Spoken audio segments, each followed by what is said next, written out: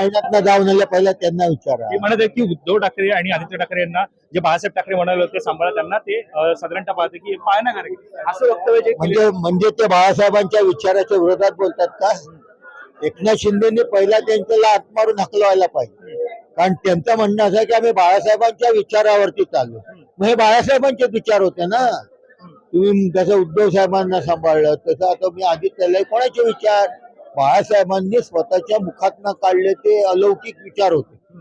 त्याला जर विरोध करशील किरण पावसकर व तुम्ही बाळासाहेबांच्या विचारांनी चाललेलं नाही, तुम्ही भ्रष्टाचाराला साथ देऊन नको ते धंदे करून चाललेलं आहे.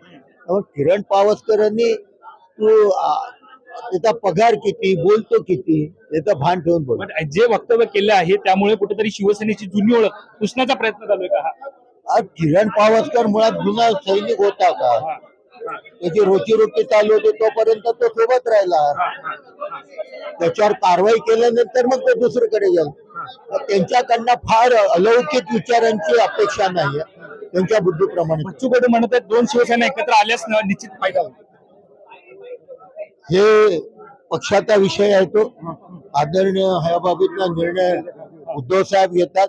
मी त्यावरती भाष्य करणं योग्य. आपण पाहतोय या ठिकाणी हे होते आमदार अजय चौधरी यांनी आपल्याशी बातचीत केली. कॅमेरा पर्सन अवधेश कोरी, वैभव पाटील, मुंबई.